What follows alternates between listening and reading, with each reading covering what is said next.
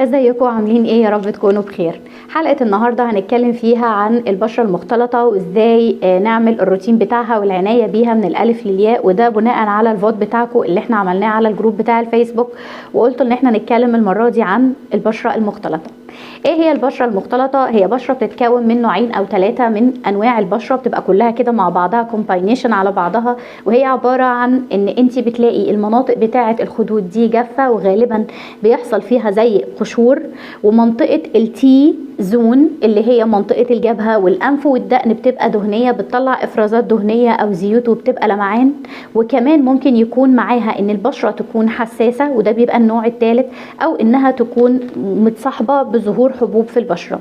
فطبعا لان البشرة مختلطة يعني فيها اجزاء دهنية واجزاء جافة، فالعناية بيها بتبقى صعبة، لان مش بنبقى عارفين ايه المفروض نعمل ايه. هل احنا نجيب 2 غسول، واحد للبشرة الجافة واحد للبشرة الدهنية، ولا نجيب 2 كريم نرطب الخدود مثلا اللي هي الجافة والتي زون دي نستعمل معاها كريم يكون خاص بالبشرة الدهنية، ولا نعمل ايه بالظبط؟ واحدة واحدة هنتكلم في البشرة المختلطة وازاي نعتني بيها من الالف للياء. بس عايزين نعمل سبسكرايب للقناة وعايزين نعمل شير للفيديو علشان يوصل لكل البنات اللي كانوا مهتمين بالحلقة دي. البشرة المختلطة زي ما قلنا هي بتبقى نوعين او 3 من البشرة، وعرفنا ان احنا هنقدر نميزهم في وجود جفاف في مناطق الخدود، ومناطق التي زون اللي هي الجبهة والانف والدقن بيكون فيها افراز للدهون. كمان بيكون في لمعان في البشرة نتيجة افراز الدهون دي، وكمان بيكون في رؤوس سوداء او رؤوس بيضاء او حبوب بتبقى مصاحبة لوجود الدهون دي، وده طبعا بيبقى غصب عنك، لان اصلا وجود الزيوت والدهون دي بيسخن، بيبقى بينتج عنه سخونيه كده في البشره، فالمسام بتبقى مفتوحه. فعشان كده احنا لازم ناخد بالنا كويس قوي من خطوات الروتين بتاع العنايه بتاع البشره المختلطه، عشان الى حد ما نعمل كنترول على الموضوع ده كله، والبشره بتاعتك تبان في احسن صوره ليها. اول حاجه المفروض نعملها في الروتين العنايه بتاعتنا ان احنا لما نيجي نختار المستحضرات الخاصه بتنظيف البشره المختلطه، ان احنا نحاول على قد ما نقدر نختارها منتجات تكون طبيعيه او تكون منتجات عضويه، علشان ما تسببش جفاف في المناطق اللي هي اصلا جافه، وفي نفس الوقت تقلل من افراز الدهون في المنطقه دي. يعني من الاخر تعمل بالانس بين الجفاف اللي موجود في منطقه الخدود والدهون اللي موجوده في التي زون، ففي النهايه يديكي توازن في البشره، فما يحصلش ان تكون البشره لامعه بزياده وتقلل من حجم المسام بتاعه البشره او تقفلها تماما، فبالتالي بيدي لوك ان البشره كلها بقت لون موحد، مفيش حته اللمعان اللي بتضايقك وانت خارجه او انت في الشمس او حتى وانت قاعده في البيت. تاني حاجه المفروض ان احنا نعملها، بنستخدم المنظفات تكون بتركيبه خفيفة على البشرة، علشان ما تضطرش ان هي تسد المسام اللي موجودة في البشرة، فلما تسد المسام دي ينتج عنها زيادة في الحبوب، لان انت لما بتسدي المسام بتاعة البشرة ما بتديهاش فرصة انها تتنفس وتطلع الزيوت اللي فيها، فانت لما بتسديها بيحصل ان البشرة بتكون حبوب او رؤوس سوداء او رؤوس بيضاء، فبتلاقي ان البشرة شكلها بقى صعب جدا. ثالث حاجة تحاولي تستخدمي تونرات تخفف لك من حدة اللمعان اللي موجود في البشرة وقلها خالص خالص. لو انت يعني مش عارفه ممكن تجيبي تونر ايه او مش عارفه تستخدمي تونر ايه، استخدمي ميه الورد او استخدمي ميه النعناع، او اعملي تونر في البيت عباره عن خيار والميه المقطره اللي بنجيبها من الصيدليه. بتبشري خياره وبتاخدي العصير بتاعها بتصفيه بالمصفى كويس قوي، وكل مقدار بتحطيه من الخيار بتحطي قدامه من الميه المقطره برده مقدار زيه كده، وترجي كويس وتروحي مستخدميها على البشره بتاعتك. رابع حاجه لو انت حسيتي ان المناطق دي جافه قوي وانت مش قادره ان انت ترطبيها، او ساي مثلا ظرف طارئ الكريم بتاعك خلص، او انا افضل ان انت تعمليها مثلا كل 3-4 ايام مره، ان انت تجيبي مقدار من الجليسرين. ساي مثلا هتجيبي معلقه صغيره جليسرين، هتحطي قصاده 4 معالق ميه مقطره، وهترجيهم كويس قوي وترشيهم على البشره وتبداي تعملي مساج للبشره. الجليسرين مش هيزود من افراز الدهون والزيوت، وفي نفس الوقت هيرطب مناطق الخدود اللي هي اصلا بتبقى جافه نتيجه ان البشره مختلطه، فده هيساعدك على الترطيب، وهيهيئ الكريم ان هو يعمل ترطيب عميق للبشره، وفي نفس الوقت مش هيعمل لك اي مشاكل، ومرطب بسيط خالص تبداي ان انت تجيبيه يعني تعمليه في البيت عندك. خامس حاجه واهم حاجه الماسكات، لازم تهتمي طبعا بالماسكات بتاعه البشره لانها بتنظف البشره باستمرار. حاولي ان انت تعملي ماسك من 2-3 في الاسبوع، وفي الحلقه دي برضو هنتكلم زي المره اللي فاتت، هنعمل ماسكات هنشتريها، يعني ماسكات هنعملها في البيت بايدينا، وفي ماسكات تانية هرشحها لكم براندات حلوه للبشره المختلطه ان احنا نستخدمها على طول، نجيبها ونستخدمها دايركت على طول على البشره. اول خطوه في خطوات العنايه باي بشره عموما، وهنتكلم عن البشره المختلطه، بتبقى المنظف قلنا مره واثنين وثلاثه قبل كده ان هو فايدته ان هو بيخلصنا من الميك اب او الحاجه، بواقي الشوائب والاتربه والزيوت اللي بنتعرض لها نتيجه الهواء، وقفتك في المطبخ، وجودك في الجامعه، تعرضك للشمس، التراب اللي بره. ثالث حاجه ان هو بينظفها تنظيف عميق للمسام بتاعه الجلد بتاعتك وبتاعه البشره، فبيخلصك من كل الشوائب اللي موجوده جوه المسام ويقبضها، فبالتالي ما بتكونيش لا رؤوس سودا ولا رؤوس بيضاء. وقلنا ان المنظف عشان نستخدمه بنبل بشرتنا مره واثنين وثلاثه ونتاكد انها مبلوله كويس، ونبدا نوزع المنظف بتاعنا على البشره، ونبدا نعمل بيه تدليك او مساج للبشره لحوالي 30 ثانيه، او نستخدم الادوات بتاعه تنظيف البشره سواء كانت الباده السيليكون او سواء كانت الفرشه اللي انا كنت وريتها لكم قبل كده اللي بتشتغل بالحجاره، عشان تعمل زي مساج للبشره وفي نفس الوقت تقشير خفيف فتشيل بواقي الجلد الميت. بالنسبه للبشره المختلطه يفضل لو انت عملتي الموضوع ده من مرتين لثلاثه في اليوم، عشان تضمني ان انت لو في اي زيوت تم افرازها في منطقه التي زون ان انت تخلصتي منها بسرعه وما تكونتش عندك دهون تعمل حبوب مقدما او تضايقك في منظر وشك، فتحافظي على نضاره بشرتك. وفي نفس الوقت احنا اتفقنا ان احنا هنختار المنظفات اللي هي مش بتعمل جفاف للبشره. طب ايه هي المنظفات اللي احنا نقدر نستخدمها للبشره المختلطه واللي تنظف منطقه التي زون من الدهون الزياده وفي نفس الوقت ما تسببليش جفاف او ظهور قشور في منطقه الخدود؟ يلا بقى دول اللي احنا هنقولهم دلوقتي، وكل غسول هقوله لكم. طبعا احنا اتكلمنا في حلقه فاتت عن الغسولات وهنسيب اللينك بتاعها، المره دي هنتكلم عن البشره المختلطه باستفاضه، فهديكوا برضو غسولات تانية كل غسول هنتكلم عنه صورته هتبان فوق وهنتكلم عن فوائده. اول غسول انا برشحه هو غسول نيتروجينا هيدرا بوست الازرق. الغسول ده حلو جدا لان هو بيحتوي على حمض الهايلورونيك، فبيرطب الاماكن الجافه اللي اتفقنا انها غالبا هتبقى منطقه الخدود دي كلها، وفي نفس الوقت بيحول الغسول نفسه لما بتيجي بتحطيه بيتحول تحطي عليه الميه بيتحول لرغوه كده فوم، فالفوم ده بينظف منطقه التي زون من الدهون الزياده، وبرده في نفس الوقت مش هيعمل جفاف في منطقه الخدود، فبالتالي هينظف البشره بتاعتك من غير ما يعمل اي جفاف في البشره، فتقدري تستخدميه مره واثنين وثلاثه في اليوم، وسعره مناسب وموجود في الصيدليه. تاني غسول عندنا بايوديرما سيبام H2O اللي هو الميسيليار ووتر. الميسيليار ووتر ميزته ان هو بينعش البشره، ثانيا بيبقى خفيف على البشره فبيسهل عليه ان هو بيدخل جوه المسام بتاعه البشره، فبينظف بعمق كل البشره من غير ما بيسبب اي جفاف، لان وجود الميه اللي هي ال H2O بيظبط حته ان هو ما يعملش جفاف خالص في اي منطقه في مناطق الوش سواء كانت الخدود، وبالنسبه لهنا هينظف الدهون الزياده فبرضه هيبقى حلو جدا. تالت غسول عندنا هو غالي شويه بس الايفكت بتاعه حلو قوي، وكنا اتكلمنا عنه الحلقه اللي فاتت برضو، اللي هو لاروش بوسيه ايفاكلور البيورفاينج فوم جل. ده ميزته ان تركيبته خاليه لا فيها زيوت ولا فيها كحول، فبالتالي هو بينظف بعمق وفي نفس الوقت مش هيسبب اي جفاف للبشره، وعدم وجود الكحول فيه هيخليه مناسب للبشره الحساسه، لان احنا قلنا معظم البشرات المختلطه بتبقى حساسه، اقلها حساسيه خالص انها عند تعرضها للشمس مناطق الخدود دي بتنشف اكتر فبتبدا تكون قشور. فميزه الغسول ده ان هو مش بيسبب جفاف للمنطقه دي خالص لان هو خالي من الكحول. رابع غسول عندنا غالي شويه بس نتيجته ممتازه اللي هو الكلارنس فوم. الكلارنس فوم ده بيحتوي على زيت جوز الهند، فبالتالي هو بينظف البشره بعمق. لو احنا عارفين ان زيت جوز الهند اصلا ممكن تستخدميه كمزيل طبيعي لازاله الميك اب، لو انت مش عايزه تستخدمي اي مزيلات ميك اب صناعيه، فوجوده في جوه الفوم ده بينظف البشره بعمق من غير ما يعمل اي تحسس في البشره خالص، ولا تلاقي نفسك بتهرشي ولا اي حاجه. وطبعا وجود جوز الهند بيوفر الترطيب المناسب وفي نفس الوقت مش بيعمل اي دهون زياده في منطقه التي زون. اخر غسول وارخص غسول وهو غسول موجود عندنا في السوق المصري وهو كلين اند كلير اللي هو بلاك هيد كلاريفاينج كلينزر.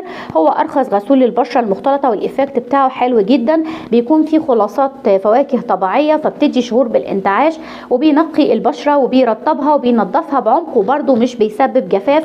بس انا بالنسبه لكلين اند كلير انا كنت ريفيوهاته حلوه وكل حاجه، بس كان في دايما كلام عليه، انا ما اعرفش بصراحه، انا ما جربتش النوع ده لان انا بشرتي مش مختلطه، بس قالوا ان هو ساعات بيسبب تحسس في الجلد، فياريت برضو اللي يستخدمه يتاكد ان هو الاول بشرته مش حساسه.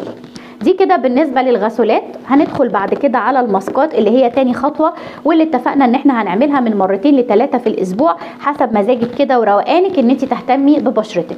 هنتكلم في الاول عن الماسكات البراندات او الماسكات الجاهزه اللي احنا نقدر نشتريها جاهزه ونستخدمها استخدام مباشر. اول ماسك عندنا هو بتاع نيتروجينا، اللي هو نيتروجينا هيدرو بوست، بس ده جل ماسك وهو عباره عن شيت. انا قلت لكم قبل كده ان انا بحب الشيتات جدا لانها منقذه حرفيا للبشره. الجل ماسك ده بتاع نيتروجينا مش مناسب بس للبشره المختلطه، ده مناسب لجميع انواع البشره. هو فيه برضو فيه الهيلورونيك اسيد، بيعمل ترطيب حلو قوي للبشره، وعشان هو جل فمش بيسبب وجود دهون وملمسه بيبقى خفيف مش تقيل، فما بيسببش انسداد في مسام الوش. فهو بصراحه حلو جدا ورائع. وكلمه ماسك دي، كلمه جل دي بتحسسني بطراوه كده للبشره، وده فعلا اللي بيحصل. يعني الجل عموما سواء كان ماسك او كريم، انت لما هتيجي تستخدميها هيفرق معاكي في البشره، ان انت بتحسي ان انت بتحطي حاجه لايت على بشرتك بتمتصها بسرعه، وفي نفس الوقت الايفكت بتاعها بيبقى عالي. بتلاقي البشره كده مترطبه وقطنيه كده، عارفه عجينه القطنيه، العجينه الهشه بيبقى عامل زيه كده. جربوا النيتروجينا هيدرو بوست جل ماسك ده، لان هو فعلا نتيجته فوريه، هيفرق معاكم جامد، وموجود في الصيدليه. مش يعني مش حاجه مش موجوده، لا موجود في الصيدليات. هاتي الشيت ماسك وجربيها، هيفرق معاكي جامد. وحاولي ان انت استفادتك. انا عن نفسي بستخدم الشيتات ماسك عموما بستخدمها قبل الخروج، لما بحس ان انا بشرتي مجهده زي كده مثلا بستخدم الشيت ماسك قبل ما بخرج بستعمله. لكن لو انت عايزه اقصى استفاده من الشيت ماسك، حاولي ان انت تستخدميه قبل ما تنامي، لان دايما الشيتات دي بتبقى بتحتوي على سيرم. فانت لما بتنضفي بشرتك كويس وبتحطي عليها الشيت ماسك وبتسيبيه تلت ساعه او ربع ساعه وترجعي تشطفي كده، انت بعديها ما تشطفيش. يعني الماسكات عموما بنشطف، لا الشيت ماسك انت مش هتشطفي، انت هتشيلي الشيت ماسك وهتوزعي باقي السيرم على وشك. فلو استخدمتيه قبل النوم على بشره نظيفه ونمتي، انت هتدي بشرتك سماح ان هي تستفيد من كل السيرم الموجود. ففعلا هيفرق معاكي. اولا اول ما بتشيلي الشيت ماسك بيفرق فعلا في منظر البشره، وطبعا لما تسيبي السيرم لتاني يوم هيظبط بشرتك جامد. فحاولوا ان انت دايما يبقى معاكي شيت ماسك وتستخدميه على الاقل مره كل اسبوعين لو الموضوع مكلف بالنسبه لك. تاني ماسك بالنسبه لنا اتكلمنا عليه المره اللي فاتت، هو ماسك الازاتيك اللي هو بالطين الهندي او الطمي الهندي، وده من اشهر الماسكات اللي بتستخدم للبشره الدهنيه والبشره المختلطه. الحاجه السلبيه الوحيده اللي عليه ان هو ساعات بيسبب حساسيه لجميع انواع البشره، عشان كده في سيلرز بداوا يجيبوا العبوه طبعا حجمها كبير، فبداوا يبيعوها تقسيم، ان انت بتقسمي مثلا تاخدي 50 جرام او 20 جرام وات ايفر، ان انت بتاخديهم عشان تجربيهم في البشره. لو هي حساسه ما تشتريش العبوه الكبيره خالص. الطمي، ماسك الطمي او ماسك الازاتيك ده هو اكتر ماسك واخد ريفيوهات على تنظيفه العميق للبشره الدهنيه والمختلطه، وان هو بيخلص البشره من الدهون تماما، زائد ان هو بيحافظ على البشره من الجفاف وبيقفل المسام، فبيساعد بطريقه رهيبه في علاج الحبوب. ماسك الازاتيك معروف، وانا كنت رشحته المره اللي فاتت للبشره الدهنيه وبرشحه تاني النهارده للبشره المختلطه. ثالث ماسك هنتكلم عنه برضو اتكلمنا عنه الحلقه اللي فاتت، وهو لوريال اللي هو بالطمي.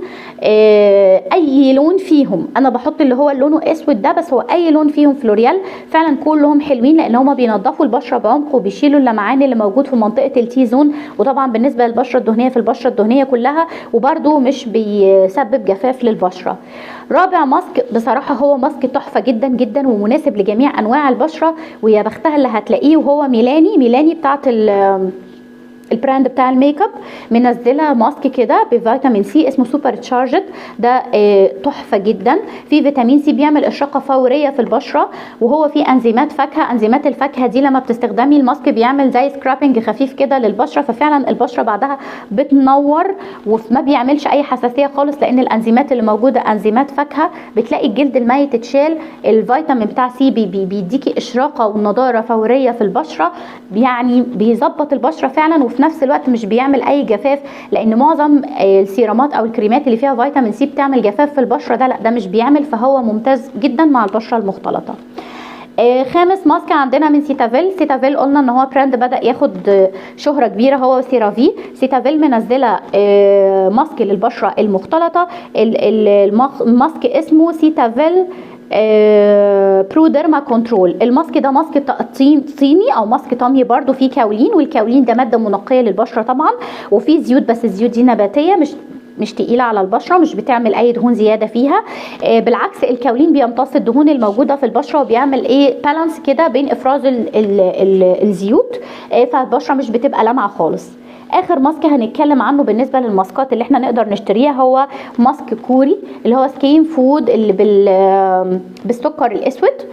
حلو جدا جدا الماسك ده، وهو كمان فيه زيت البندق او زيت المكاديميا وزبده الشيا. هو بيعمل تقشير وترطيب للبشره، وهو مناسب لجميع انواع البشره حتى البشره المختلطه. ترطيبه تقشيره حلو جدا البشره، وبيعمل ترطيب لطيف جدا للبشره، فبيخلصك من منطقه التي زون دي، وفي نفس الوقت بينظف البشره بعمق، وبتحسي برضو باشراقه ونضاره بعده، وهو مناسب لجميع انواع البشره زي ما قلنا. دي بالنسبه للماسكات اللي انا برشحها للبشره المختلطه. ندخل بعد كده على الماسكات اللي احنا نقدر نعملها عندنا في البيت للبنات اللي بيحبوا المطبخ. تمام. انا عموما من الناس اللي كنت زمان بحب اجرب قوي الماسكات دي، دلوقتي ماشيه بمبدا شراء العبد ولا تربيته، ما بقاش عندي خلق للتحضير، بس لازم نعمل مع بعض ماسكات ونجربها مع بعض اونلاين. الماسكات الطبيعيه اللي احنا نقدر نعملها في البيت، والماسكات كلها اللي انا هقولها على فكره تنفع برضو للبشره العاديه.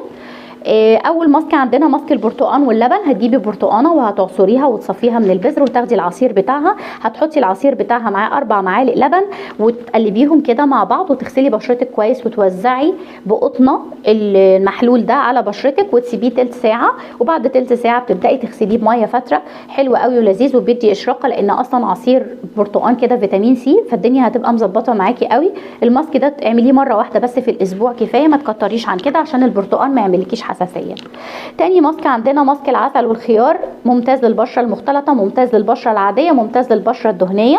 بشر خياره هتحطي عليه معلقه عسل ونص معلقه لبن، وهتقلبي كويس قوي قوي قوي. حسيتي ان هو تقيل زودي شويه مقدار اللبن، بس هو عموما العسل بيدي لزوجه ده عشان تقدري تفرديه كده على البشره. لو لقيتي ان هو تقيل مش مناسبك زودي شويه اللبن. برضو هتغسليه، هتخلطيهم وتحطيهم على البشره، هتحطيهم تلت ساعه وتغسلي بعدها البشره بميه فتره. ده تقدري تستخدميه 3 مرات في الاسبوع، مفيش منه اي سايد افكت خالص، وزي ما قلنا مناسب لجميع انواع البشره.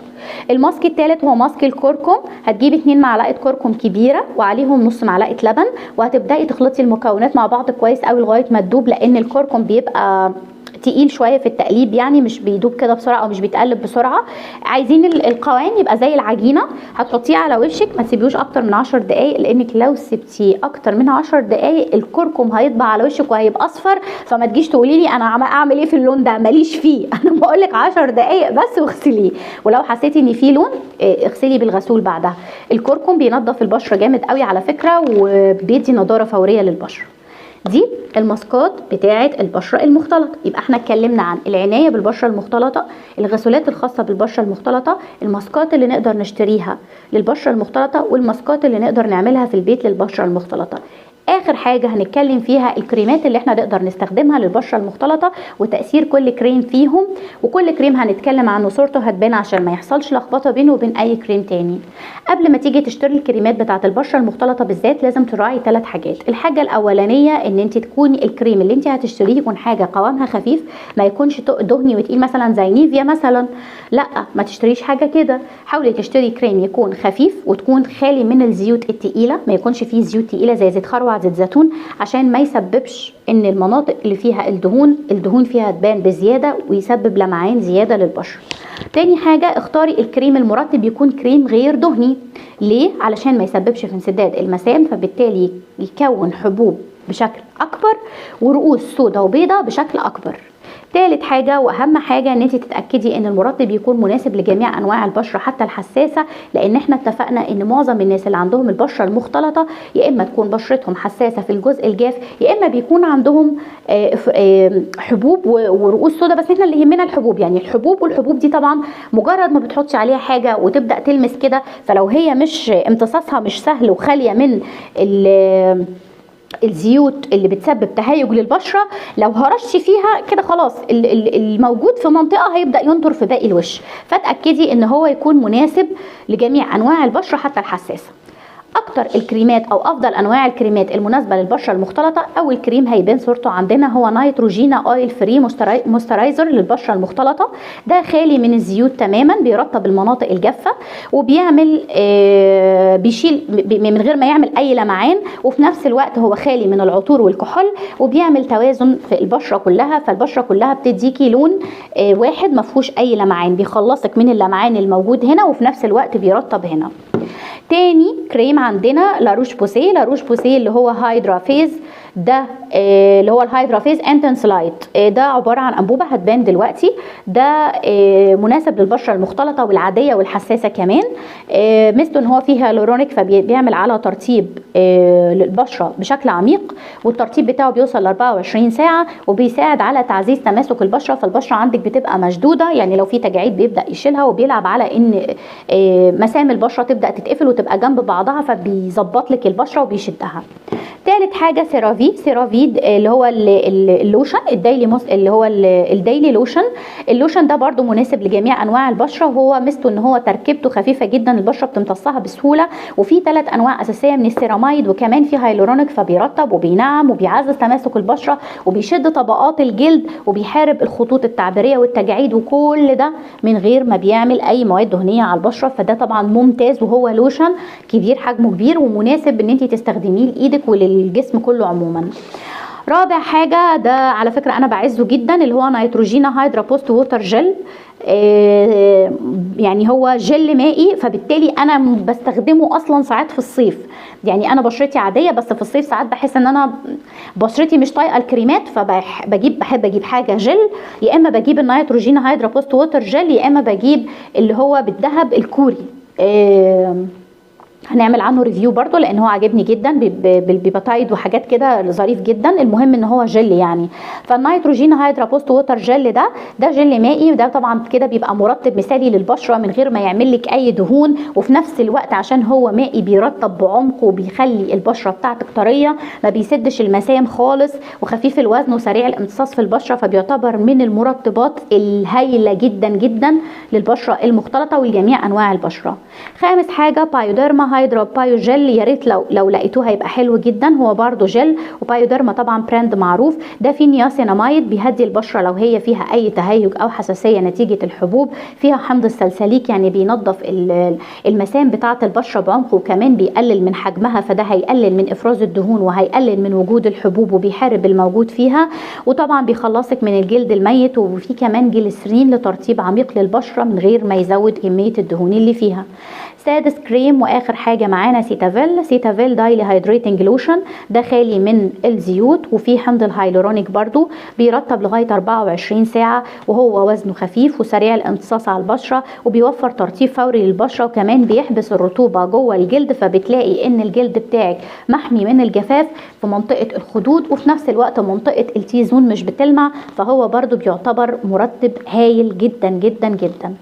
كده احنا خلصنا عناية بالبشرة المختلطة. هي كانت اصعب انواع البشرة بالنسبة لي لان معلوماتها كتيرة.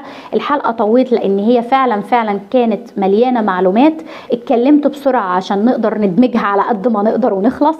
سامحوني عشان هي طويلة، بس ما كانتش تنفع تتقسم، اعتقد على بعضها احسن. وان شاء الله باذن الله المرة الجاية هنتكلم عن البشرة العادية. ويا ريت الحلقة تكون عجبتكم، وما تنسوش اللايك والشير والسبسكرايب للقناة، لان الفيديوهات بتاعة الفيديو كتير بس مش متناسبه مع عدد السبسكرايبر، فيا ريت اللي لسه ما عملش سبسكرايب يعمل ويفعل الزر بتاع القناه عشان يوصله كل جديد. واشوفكم على خير ان شاء الله في حلقه تانية.